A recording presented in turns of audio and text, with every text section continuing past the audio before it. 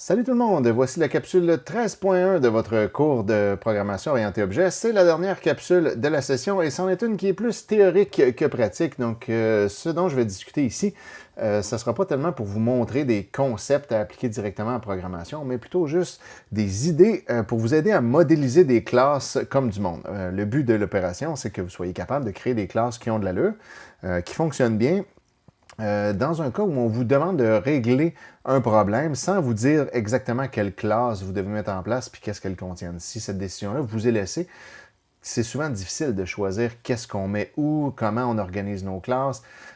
Puis évidemment, c'est pas facile non plus à enseigner. C'est quelque chose qui prend du temps, de la pratique et du raffinement et une certaine intuition. Mais il y a quand même quelques règles que je peux vous montrer aujourd'hui qui sont pas si compliquées, mais c'est des choses qui sont importantes. Par exemple, la règle numéro 1, réfléchir à la différence entre une variable locale et un attribut. Ça, c'est un truc dont on parle depuis le début. C'est important d'y penser. Qu'est-ce qui devrait être un attribut de mon objet? Bien souvent, lorsqu'on commence à faire de la programmation, on a tendance à mettre plein d'attributs qui, en fait, ne devraient pas en être. Beaucoup de choses devraient être juste des variables locales à une certaine fonction. Donc, comment on fait pour déterminer ça? Comment on fait pour savoir est-ce que je devrais le mettre en attribut ou pas si on n'est pas certain? L'idée derrière la décision, c'est qu'une variable devrait vivre le moins longtemps possible. C'est tout le temps ça qu'il faut se dire. Plus une variable vit longtemps, plus une variable existe longtemps, plus elle prend de place en mémoire, puis plus elle doit être copiée d'une fois à l'autre à chaque fois qu'on fait une copie de notre objet, plus elle doit être trimballée d'un contexte d'exécution à l'autre, alors que peut-être elle ne sert plus. Un attribut va vivre aussi longtemps que l'objet. Donc, il est créé lorsque l'objet est créé, puis il va être détruit quand l'objet va être détruit. Si on a une variable qui sert juste dans une petite fonction, par exemple, où on va faire une boucle à l'intérieur, puis qu'on va demander que i passe de 1 à 10, i devrait clairement pas être un attribut de l'objet, parce que sinon, il va vivre avec l'objet tout le temps, puis il va servir juste à un moment pour faire fonctionner une boucle. Donc, il faut essayer le plus possible tout le temps de faire vivre nos variables le moins longtemps possible et de garder les variables longtemps en vie seulement si c'est pertinent, si elles doivent rester longtemps en vie. Les attributs d'un objet doivent décrire l'objet, doivent permettre de connaître ses états, de connaître les valeurs de ses attributs, doivent nous permettre de décrire l'objet, ses paramètres, ses états, mais il y a beaucoup de choses qui ne sont pas une description d'un état de l'objet. De savoir si la variable i est à 1 ou à 10 dans une boucle à un moment donné, lorsqu'on fait quelque chose avec un tableau, c'est pas l'objet, c'est pas l'état de l'objet. L'objet n'est pas dans l'état que son i, compteur de boucle, à un moment donné, est égal à 5. Ça ne fait pas partie de lui. Donc, il faut se demander qu'est-ce qui fait vraiment partie de l'objet, qu'est-ce qui décrit l'objet, ou qu'est-ce qui est simplement le résultat d'un calcul qu'on fait momentanément, puis qu'on est en train de traîner pour rien. Donc ça, c'est la chose auquel il faut penser. Essayez d'avoir le moins possible des attributs statiques. Si on en a, il faut qu'il y ait une très bonne raison. Donc, on ne met pas des attributs statiques pour tout et rien parce qu'un attribut statique, c'est comme un peu une variable globale. C'est une variable qui existe tout le temps. Même quand on n'a même pas encore créé d'objet de cette classe-là, la variable existe déjà puis elle prend de la place en mémoire. Puis à la longue, si on en a beaucoup, ça ralentit l'efficacité de nos programmes. Donc, il faut mettre statique seulement ce qui a une raison d'être statique et ce qui est très important. Sinon, pour le reste, on essaie d'éviter ça. Il faut bien penser à qu'est-ce qui fait partie de l'objet et qu'est-ce qui fait partie du programme principal qui utilise les objets. Donc souvent, il y a des trucs qui vont être, par exemple, un compteur d'instances pourrait être une bonne responsabilité de l'objet. L'objet compte combien il existe d'instances. On ne se fiera pas nécessairement au main pour faire ça. Mais par contre, le main pourrait, lui, décider qu'il veut garder le prix total d'une facture d'épicerie en mémoire. Ce qui ne dépend pas des classes aliments et aliments au poids, par exemple. Parce que si on a ces deux classes-là, est-ce que les deux doivent maintenir un compte des prix de tous les aliments créés, de tous les aliments au poids créés, puis il faudra les additionner ensemble pour avoir le prix total? Aucune des deux devrait être responsable du prix total. Donc, ce serait plutôt au main de faire ça. De façon générale, ce qui a rapport avec l'interface, le dialogue, l'interaction avec la personne qui utilise l'ordinateur devrait être plutôt dans le main et ça devrait être bien peu souvent l'objet qui s'occupe de ça. L'objet devrait pouvoir fonctionner dans n'importe quelle interface, devrait plutôt juste recevoir des données, les traiter, retourner un résultat, retourner une réponse, modifier ses attributs internes puis nous permettre d'aller les lire, mais pas souvent afficher des choses, poser des questions. Voilà. Donc, ça, c'est le premier point. Le deuxième, favoriser la composition au lieu de l'héritage. Donc ça, c'est un peu plus subtil, puis vous allez en apprendre un peu plus au cours de votre formation. Mais l'héritage, c'est plus lourd que la composition. Il faut faire attention à ne pas constamment faire des classes qui dérivent d'autres classes, juste parce que ça pourrait être pratique d'utiliser certaines de leurs fonctionnalités. Un héritage, ça devrait être utilisé uniquement dans le cas où la relation peut être décrite par est un ou est une.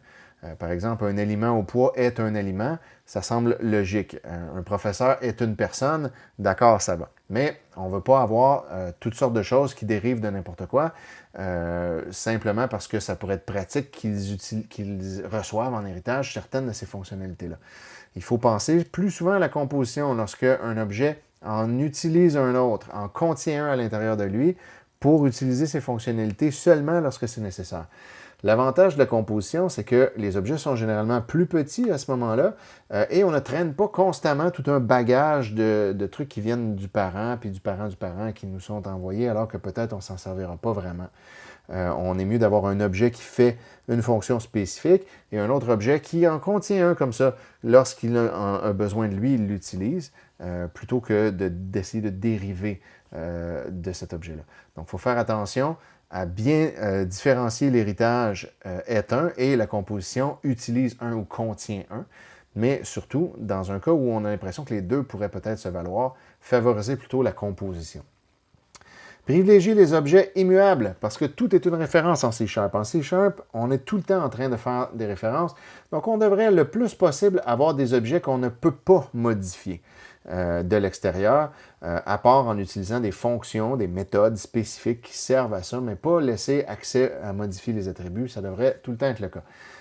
Même si on a l'impression que parfois nos objets sont immuables, s'ils utilisent des objets qui ne le sont pas, là tout à coup, ça vient de tout bousiller. Par exemple, on regarde ici un petit exemple qui m'a été fourni par mon éminent collègue Patrice Roy. On a une classe MaChain qui simplement encapsule un string, là, qui clairement, ça ne sert absolument à rien d'autre qu'à nous prouver un point ici, contient une chaîne valeur qui a un get et un set qui d'abord est initialisé à rien du tout, à une chaîne nulle. On a un constructeur qui permet de la construire et on a l'override de toString qui retourne tout simplement la valeur. Donc évidemment, ça devient une chaîne très facilement. Cette classe-là n'est pas immuable parce qu'on a un set ici qui est là qui permet d'aller changer la valeur. Mettons qu'on n'est pas trop au courant que cette classe-là n'est pas immuable et là, on se fait une classe personne qui utilise un objet MaChain pour contenir le nom de la personne. Puis là, ben, nous, on se dit, en tant que créateur de la classe personne, je vais mettre un get seulement parce que je ne veux pas qu'une fois que la personne a été créée, qu'on puisse changer son nom. Donc, on ne veut pas permettre cette opération-là. Fait que je ne mets pas un set et je fais un constructeur qui reçoit un nom et qui va donc créer un objet de type MaChain avec le nom qu'elle a reçu et le placer dans son nom. Donc là, à ce moment-là, la personne a un nom qui a été conçu au constructeur puis qui ne pourra plus changer, on pense. Mais malheureusement, ce n'est pas tout à fait vrai. Parce que si je me crée une personne P qui réfère à Bob, donc la personne Bob, P réfère à Bob, puis là on se dit, et voilà, on ne pourra pas changer son nom. Puis effectivement, on ne pourra pas faire quelque chose comme P.nom est égal à Ginette. Donc ça ne fonctionne pas. Par contre, qu'est-ce qui fonctionne? Mais surprise, ceci fonctionne. On peut dire P.nom, point valeur est égal à un nouveau nom. Et là, ça marche. Ça transforme le nom de Bob en Gradiella, puis quand on l'affiche après, on voit que le changement a bel et bien été fait. Pourquoi? Parce que même si notre attribut nom était read-only, donc était immuable, c'est quand même une référence. Donc la référence ne peut pas être changée, mais lorsqu'on reçoit la référence, on peut accéder à tout ce qu'elle contient à l'intérieur, et à l'intérieur, il y a une propriété valeur qui, elle, peut être changée. Donc, la référence du nom ne changera pas. Donc, la personne réfère tout le temps au même objet MaChain, mais cet objet MaChain-là, lorsqu'on y a accès par le get, on peut lui demander de changer des choses à l'intérieur de lui. Donc, voilà, on vient de créer un beau problème. Puis si c'est pas nous qui sommes responsables du code de MaChain, qu'on fait juste utiliser ça, créé par quelqu'un d'autre, on ne peut rien faire pour empêcher cette affaire-là. Donc, il faut s'assurer que lorsqu'on crée des objets, le plus possible, on les fait immuables. C'est vraiment très, très pratique. Le plus possible, on fait ça. Réfléchir au clonage versus la référence. Donc, la grande majorité du temps, on va vouloir cloner nos objets. puis s'assurer que les objets peuvent se cloner correctement pour que si d'autres objets les utilisent, ils puissent appeler leur méthode de clonage quand eux-mêmes se clonent. Donc, tout le monde utilise clone, puis après ça, on est sûr qu'à chaque fois qu'on copie des objets, il n'y a pas une référence qui réfère à un autre objet qui existe déjà, qui est laissé derrière. Puis après ça, on modifie un objet, ça modifie l'autre. Donc, c'est le genre de bordel qu'on veut éviter. Le plus possible du clonage, évidemment, parfois, on va préférer une référence à cause du gain de temps, mais la plupart du temps, ce n'est pas une bonne idée. Donc, essayez d'y penser. Attention aux bris d'encapsulation. Les bris d'encapsulation, c'est assez subtil. L'encapsulation, évidemment, c'est le fait qu'on ne peut pas modifier les états et les propriétés d'un objet comme on veut. On doit utiliser les méthodes qui sont fournies par l'objet, l'interface de l'objet, pour pouvoir que lui se modifie de la façon dont il veut. Évidemment, ça commence par la simple idée de on met les attributs privés, puis on met des mutateurs et des accessoires seulement quand on en a besoin. Donc, bien souvent, ça va être juste des get, puis les sets vont être privés. Donc, oui, c'est ça à la base, mais ça va plus loin que ça. L'encapsulation, c'est aussi l'idée que l'objet est responsable de ses propres ressources, qui est responsable de s'assurer que les ressources sont valides, que son état est cohérent et qu'il nettoie ce qu'il n'utilise plus et qu'il crée ce dont il a besoin lui-même. Donc, ça, c'est la chose à laquelle il faut penser. On veut un objet qui sait qu'est-ce qui est valide pour lui, qui vérifie la validité, qui s'assure de garder une cohérence entre ses attributs et qui lance des exceptions si jamais la validité n'est pas respectée ou la cohérence n'est plus au rendez-vous à cause d'une modification quelconque qu'on a essayé de faire. Plutôt que d'accepter un peu tout et n'importe quoi et de mettre dans le main des if et des règles de validation pour que le main passe juste les bonnes affaires à notre objet. Donc, on préfère que l'objet lui-même s'auto-régule et que ce ne soit pas le main, l'utilisateur de l'objet, qui soit responsable de connaître les règles d'utilisation de l'objet puis qui doit vérifier avant de créer l'objet, est-ce que les valeurs que je m'apprête à passer au constructeur sont des valeurs qui ont de l'allure pour l'objet. Ça ne devrait pas être le main qui doit faire ça. Parce que si c'est le cas, ça veut dire que quelqu'un qui fait un main tout croche va avoir un objet qui va être incohérent et qui va être invalide, puis normalement, une bonne classe ne devrait jamais permettre ça. Donc, elle ne devrait pas passer la responsabilité au main parce que tout à coup, il ne le fait pas. Bien, s'il ne le fait pas, on ne peut rien faire, on est pogné avec ça. L'objet devrait lui-même toujours s'auto-réguler.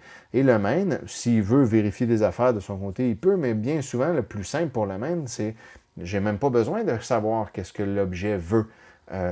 Comme attribut, comme valeur, qu'est-ce qui permet. J'ai juste à essayer ce que la personne veut mettre dedans ou ce que moi je pense mettre dedans, mais je fais ça dans un try, justement, j'essaye et je catch les erreurs. Puis là, après ça, peut-être je réagis aux erreurs. Donc ça, c'est une façon plus efficace de faire ça.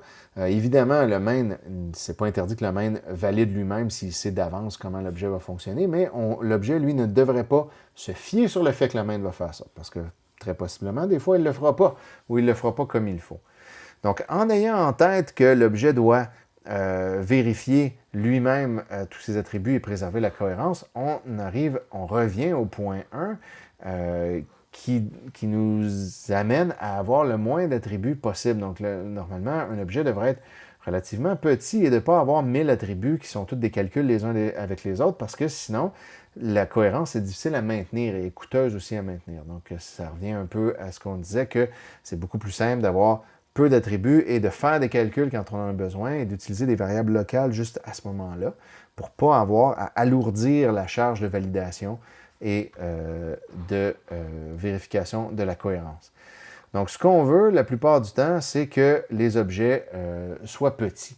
Normalement, c'est ce qu'on aimerait, avoir une classe qui a 2 ou 3 états. Si un objet contient trop d'affaires, probablement que c'est un objet qui est mal désigné, puis on aurait dû séparer ça en plusieurs plus petites classes qui s'occupent chacun d'un petit domaine bien restreint et bien circonscrit. Puis ensuite, on met ces objets-là ensemble, par exemple un objet qui en contient d'autres, plutôt que d'avoir un gros objet qui contient 1000 attributs dont la cohérence est compliquée à maintenir. Donc évidemment, tout ça, c'est des discussions qui sont plus philosophiques qu'informatiques, bien souvent, qui demandent de connaître un peu comment le compilateur fonctionne, comment l'ordinateur gère sa mémoire, puis pourquoi c'est plus efficace de le faire d'une façon plutôt que d'une autre. Donc c'est des notions que vous allez approfondir tout au long de votre formation. Mais pour l'instant, si vous commencez à penser à ces 5 règles ou questions-là à mesure que vous désignez vos objets, vous allez vous approcher d'un design qui a plus de bon sens et qui va permettre d'être à la fois efficace, élégant, facile à comprendre et réutilisable. Si des petits objets s'occupent de petites choses, on va pouvoir les réutiliser plus facilement dans plusieurs projets. Si on a un objet gigantesque qui fait 1000 affaires en même temps, il sert juste à ce projet-là spécifique, puis c'est peu probable qu'il va servir ailleurs parce que c'est rare qu'on a exactement la même chose à refaire. Donc voilà, réfléchissez à tout ça et vous allez pouvoir donc, dans la PFI, essayer de mettre toutes ces règles-là en pratique.